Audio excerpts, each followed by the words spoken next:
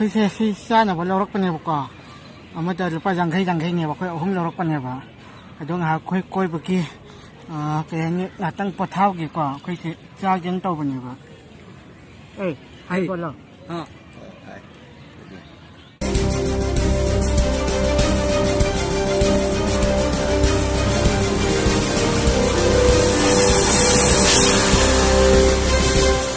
ꯑꯍꯥꯟꯕꯃꯛꯇꯗ video ꯑꯁꯤꯕꯨ ꯌꯦꯡꯕꯤꯔꯤꯕ ꯄꯨꯝꯅꯃꯛꯄꯨ ꯏꯀꯥꯏ ꯈꯨꯝꯅꯕ ꯎꯠꯆꯔꯤ ꯉꯁꯤ ꯂꯩꯖꯔꯤꯕ ꯃꯐꯝ ꯑꯁꯤ ꯕꯦꯡꯒꯂꯣꯔꯒꯤ ꯃꯅꯨꯡꯗ ꯃꯃꯤꯡ ꯆꯠꯄ ꯑꯗꯨꯒꯨꯝꯂꯕ ꯄꯥꯔꯛ ꯑꯃꯅꯤ ꯂꯥꯜꯕꯥꯒ ꯃꯌꯥꯝꯅ ꯚꯤꯗꯤꯑꯣ ꯑꯁꯤꯕꯨ ꯍꯧꯕꯗꯒꯤꯅ ꯂꯣꯏꯕ ꯐꯥꯎꯕ ꯌꯦꯡꯕꯤꯌꯨ ꯑꯗꯨꯒ ꯀꯃꯥꯏꯅ ꯇꯧꯏ ꯍꯥꯏꯕꯗꯨꯁꯨ ꯀꯃꯦꯟ ꯕꯣꯛꯁꯇ ꯊꯝꯕꯤꯔꯝꯃꯨ ꯑꯗꯨꯒ ꯃꯌꯥꯝꯅ ꯅꯨꯡꯉꯥꯏꯕꯤꯔꯒꯗꯤ ꯁꯕꯁꯀ꯭ꯔꯥꯏꯕ ꯇꯧꯕꯤꯌꯨ ꯑꯃꯗꯤ ꯁꯤꯌꯔ ꯇꯧꯕ ꯀꯥꯎꯕꯤꯒꯅꯨ ꯑꯩꯈꯣꯏꯁꯦ ꯃꯤ ꯑꯍꯨꯝ ꯂꯥꯛꯃꯤꯟꯅꯕꯅꯦꯕꯀꯣ ꯑꯩꯈꯣꯏ ꯃꯤ ꯑꯍꯨꯝ ꯂꯥꯛꯃꯤꯟꯅꯕꯁꯤꯗ ꯑꯅꯤ ꯑꯃꯅ ꯁꯤꯗ ꯂꯩꯔꯦ ꯑꯗꯨꯒ ꯑꯩꯒꯤ ꯇꯨꯡꯗ ꯂꯥꯛꯏꯕ ꯑꯅꯤꯁꯤꯒ ꯑꯩꯒ ꯑꯩꯈꯣꯏ ꯄꯨꯟꯅ ꯂꯥꯛꯃꯤꯟꯅꯕꯅꯦꯕꯀꯣ ꯑꯗꯨꯒ ꯃꯐꯝꯁꯦ ꯈꯤꯇꯪ ꯎꯠꯆꯔꯛꯀꯦ ꯃꯌꯥꯝ ꯌꯦꯡꯉꯨꯀꯣ ꯃꯐꯝꯁꯤꯒꯤ ꯁꯤꯗ ꯁꯥꯠꯂꯤꯕ ꯂꯩꯁꯤꯡ ꯑꯁꯤ ꯑꯗꯨꯝ ꯐꯖꯕꯅꯦꯕꯀꯣ ꯑꯗꯣ ꯃꯊꯪ ꯁꯨꯝ ꯎꯠꯆꯔꯛꯀꯦꯕ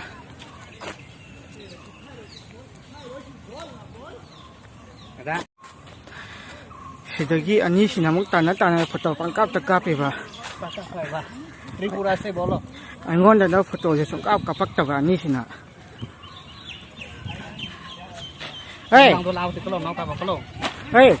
मेरे को थोड़ा वीडियो फोटो लगाओ भाई इधर देखो कैसा लगता है आपको कैसा लगता है भाई भालो अच्छा लगता है देखो तुम्हारा भाषा में नहीं बोलने का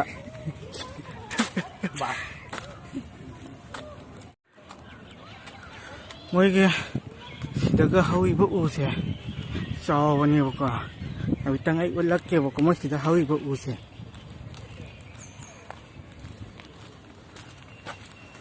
मोइ सिदा हौइबो उसे यमको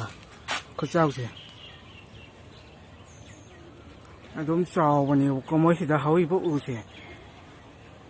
अखोइ मणिपुरदगदि अदुम कइसु यामनसु उबो फंगदबनेबको सिगुम्बो उसे मोइ सिदादि अदुम फजना सुम हौवेबो अनीसिना तौइसि यंकादो फोटो कापना लैसे मीसु अदुम फजना सुम चटलेबको मीसु अदुम फजना अदुम कनो तौवे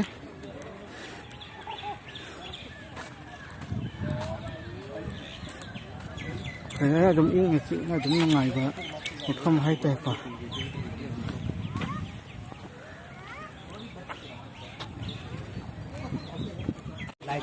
हौजिया अखोइना येंगेना चंगाइसे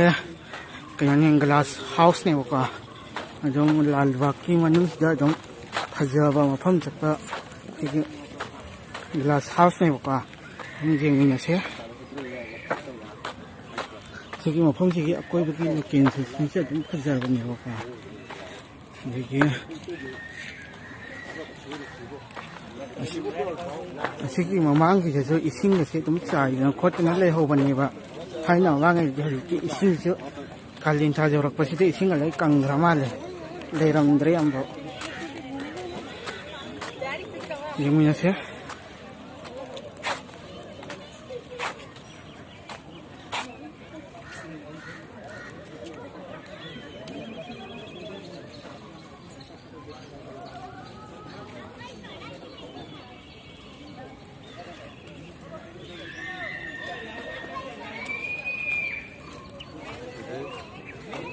अदुम फजबनेबको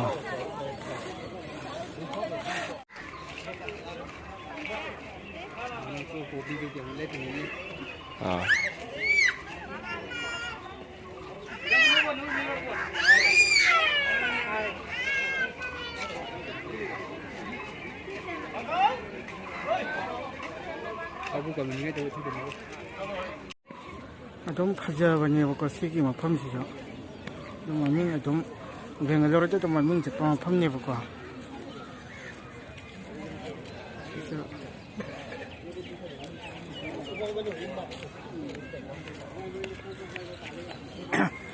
मफमसे कइनानि यामनसु चावेबको अदैदि कइ हाइनि ꯌꯥꯝꯅꯁꯨ ꯆꯥꯎꯕ ꯑꯗꯒꯤ ꯉꯁꯤ ꯅꯣꯡꯃꯒꯤꯁꯨ ꯌꯦꯡꯕꯗ ꯂꯣꯏꯕ ꯅꯥꯏꯔꯣꯏꯗꯕ ꯃꯐꯝꯅꯦꯕꯀꯣ ꯍꯥꯏꯗꯤ ꯌꯥꯝꯃꯟꯗꯅ ꯑꯗꯨꯅ ꯀꯩꯅꯣꯅꯤ ꯇꯧꯔꯤꯁꯦ ꯃꯣꯕꯥꯏꯜꯗꯒꯤ ꯅꯝꯕꯅꯤꯅ ꯃꯌꯦꯛꯁꯦ खितंजी संफात्रे अदो जेंबिरिबे म्यामदी वारोबिरोइको हम लोग तो ऐसा वाला लड़की देखेने का कि आपका आंखों किधर भी नहीं देखने का ओनली ऐसा वाला लड़की देखने का तुमको कैसा लगता है मेरे को अच्छा नहीं हाँ ये अच्छा नहीं नहीं पकड़ के उठा के आया तुम इसलिए ऐसा नहीं बोला देखो अच्छा नहीं लग रहा मैंने उठा के लेके आया है इसलिए ऐसा नहीं बोला लेफ्ट नहीं रात में नहीं छोड़ूंगा मैंने उसको खाली डाल दूंगा मैंने और मेरा पॉकेट में डाल दूंगा दबा के मुझे मथंग ने ना खोई कहीं ला एबको पाता वो खपाओ पाता हजक पाता ला एबको खोसे नो पाता कयम चव पात नो खे दु उलक के बको मथंग सिना अखोगी आदा लेसिना अखोगी इसिंग चाइबिनेबको करेंगी थाजलगा दे इसिंग चाइबी उलकदोनेबा असम सिदा लैरेबको अखोगी पात पानी अच्छा है ना सिदा लैरेबको पात यगी आदा लेसिना खगी आइलैंड नेबको आदा लेसिना आइलैंड नेबा यगी सिना खगी पात नेबा सेलेसिको नम फजरबनेबा पात सिगी लोकेशन से तुम उचरकेबको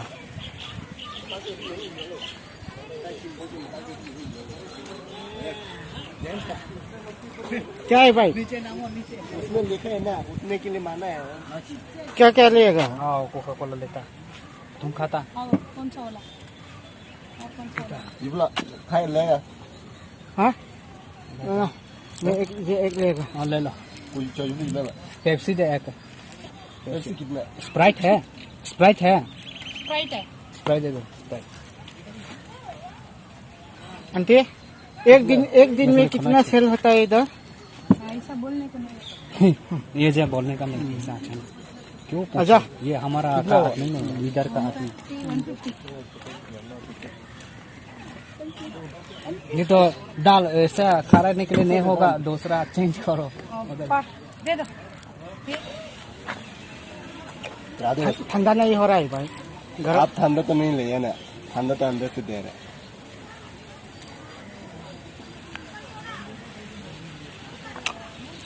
ꯑꯩꯈꯣꯏꯁꯦ ꯑꯌꯤꯡꯕ ꯑꯃꯃꯝꯁꯦ ꯊꯛꯄ ꯂꯣꯏꯔꯦ ꯑꯗꯨꯒ ꯑꯇꯩ ꯑꯇꯩꯗ ꯀꯗꯥꯏꯗ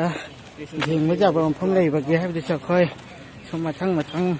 ꯎꯠꯆꯔꯛꯀꯦꯕꯀꯣ ꯃꯌꯥꯝꯁꯨ ꯁꯨꯝ ꯂꯣꯏꯕ ꯐꯥꯎꯕꯇꯪ ꯌꯦꯡꯕꯤꯌꯨ ꯃꯐꯝ ꯑꯁꯤ ꯑꯩꯈꯣꯏꯒꯤ ꯏꯃꯨꯡ ꯃꯅꯨꯡ ꯍꯥꯏꯇꯥꯔꯦꯀꯣ ꯐꯦꯃꯤꯂꯤ ꯄꯨꯟꯅ ꯂꯥꯛꯑꯒ ꯑꯩꯈꯣꯏꯒꯤ ꯉꯥꯏꯍꯥꯛꯇꯪ ꯑꯋꯥ ꯄꯣꯊꯥꯅꯕꯒꯤ ꯑꯣꯏꯕ ꯌꯥꯕ ꯑꯗꯨꯒꯨꯝꯕ ꯅꯨꯡꯉꯥꯏꯔꯕ ꯃꯐꯝ ꯑꯃꯈꯛꯅꯤ ꯃꯐꯝ ꯑꯁꯤ ꯏꯪꯁꯨ ꯌꯥꯝ ꯏꯪꯕ ꯆꯤꯛꯁꯨ ꯌꯥꯝ ꯆꯤꯛꯄ ꯑꯗꯒꯤ ꯉꯥꯏꯍꯥꯛꯇꯪ ꯋꯥꯈꯜ ꯆꯔꯥꯡꯅꯕꯒꯤ ꯄꯨꯛꯅꯤꯡ ꯆꯔꯥꯡꯅꯕꯒꯤ ꯑꯗꯨꯒꯨꯝꯕ ꯐꯥꯊꯅꯕ ꯌꯥꯝꯅ ꯏꯪꯅ ꯆꯤꯛꯅ ꯐꯖꯕ ꯃꯐꯝ ꯑꯃꯈꯛꯅꯦꯕꯀꯣ ꯃꯁꯤ ꯑꯉꯥꯡ ꯑꯍꯜ ꯈꯥꯛꯇꯅ ꯑꯩꯈꯣꯏꯒꯤ ꯏꯃꯨꯡ ꯃꯅꯨꯡ ꯍꯨꯞꯅ ꯑꯗꯨꯒꯨꯝꯕ ꯂꯥꯛꯄ ꯌꯥꯔꯕ ꯃꯐꯝꯅꯦꯕꯀꯣ ꯁꯤ ꯃꯐꯝꯁꯦ ꯑꯗꯨꯒ ꯑꯗꯨꯝ ꯕꯦꯡꯒꯂꯨꯔꯨꯒꯤ ꯃꯅꯨꯡꯗꯁꯨ ꯂꯥꯜꯕꯥꯛ ꯍꯥꯏꯈ꯭ꯔꯒꯗꯤ ꯈꯪꯗꯕ ꯃꯤ ꯑꯃꯠꯇꯁꯨ ꯂꯩꯔꯣꯏꯕꯀꯣ ꯍꯥꯏꯗꯤ ꯌꯥꯝꯅ ꯐꯖꯕ ꯃꯐꯝ ꯑꯃꯈꯛ ꯍꯥꯏꯇꯥꯔꯦ ꯑꯗꯒꯤ ꯅꯣꯡꯃ ꯈꯛꯇꯗꯁꯨ ꯃꯐꯝ ꯑꯁꯤ ꯌꯦꯡꯕꯗꯁꯨ ꯂꯣꯏꯕ ꯉꯝꯃꯣꯏꯗꯕ ꯑꯗꯨꯒ ꯌꯥꯝꯅ ꯆꯥꯎꯕ ꯄꯥꯔꯛ ꯑꯃꯅꯦꯕꯀꯣ ꯃꯐꯝ ꯑꯁꯤ ꯑꯗꯣ ꯃꯌꯥꯝ ꯃꯊꯪ ꯁꯨꯝ ꯑꯩ ꯎꯠꯆꯔꯛꯀꯦꯕꯀꯣ ꯉꯁꯤ ꯅꯣꯡꯃꯇꯁꯨ ꯑꯩꯈꯣꯏ ꯎꯠꯄꯁꯤ ꯂꯣꯏꯕ ꯉꯝꯃꯣꯏꯗꯣꯏꯅꯦꯕ ꯍꯥꯏꯕꯗꯤ ꯌꯥꯝ ꯆꯥꯎꯋꯦꯕꯀꯣ ꯃꯐꯝꯁꯤꯗ ꯑꯩꯈꯣꯏꯅ ꯂꯥꯛꯄꯁꯤꯁꯨ ꯈꯔ ꯊꯦꯡꯗꯣꯛꯈ꯭ꯔꯕ ꯉꯁꯤꯁꯦ ꯑꯗꯒꯤ ꯑꯗꯨꯅ ꯃꯌꯥꯝ ꯂꯣꯏꯅ ꯎꯠꯄꯗꯤ ꯉꯝꯃꯔꯣꯏ ꯑꯗꯨꯅ ꯃꯌꯥꯝ ꯈꯔ ꯎꯠꯆꯔꯛꯀꯦ ꯈꯔ ꯎꯠꯆꯔꯤꯕꯁꯤ ꯃꯌꯥꯝ ꯌꯦꯡꯃꯤꯟꯅꯁꯤ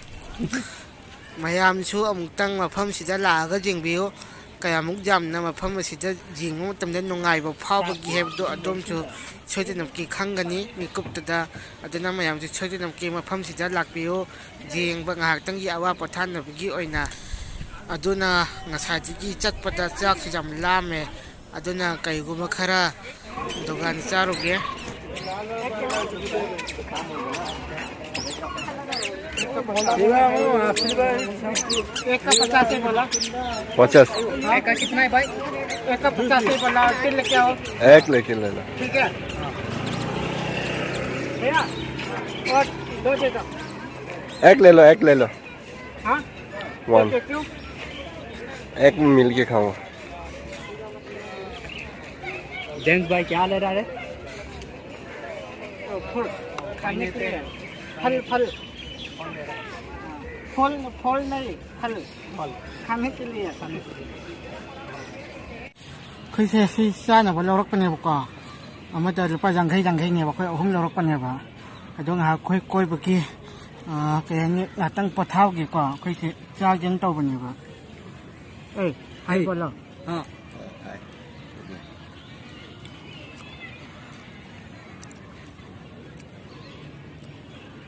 प्रकाशी चौक और बैठो इधर बेटा बैठो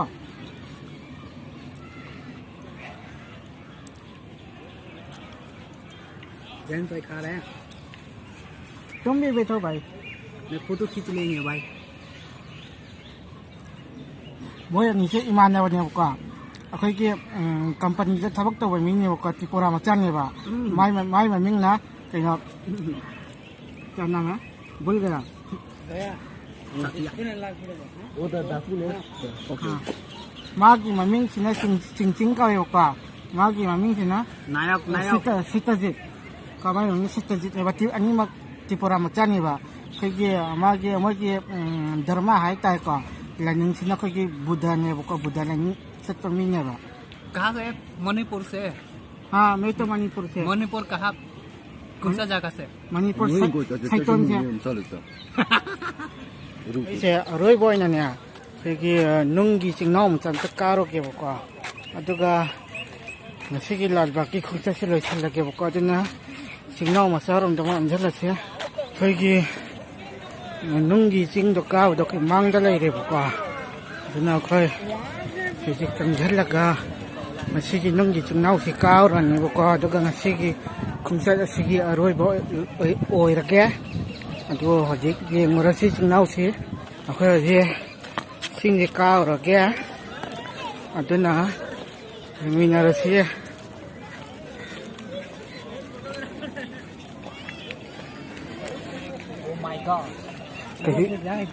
cái job nào wang bacing budi nate bako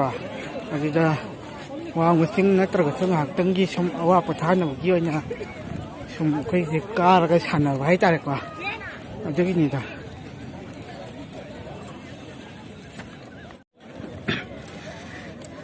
sing sigi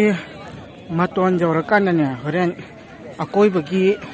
location do ai uchara ke bako kamai to ge to phajabra phajabra ado khang de do maton jawra ga location da bitang uchara ke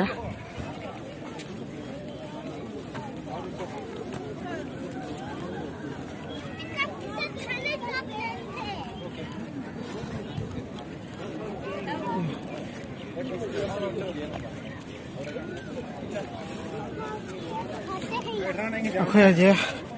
maton na jawre bako makhadi ki orak bala chhana chale bako ni akhoi je maton jawre dina akhoi je ki location je tang uchara ke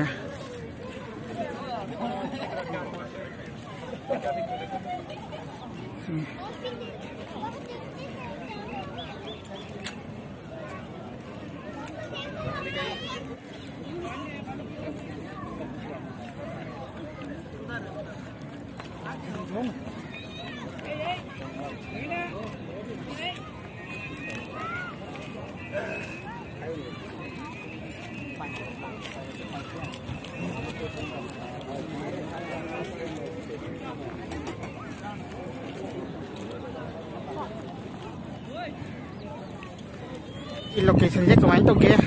to mayam do phangdok pira o adu phadi jam phaja bani ko location je no mayam no sum message comment box ta dum thambiramo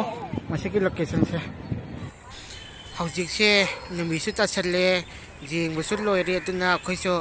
nasigi di hanna ba tawrage mathang video amok ngami na si mayam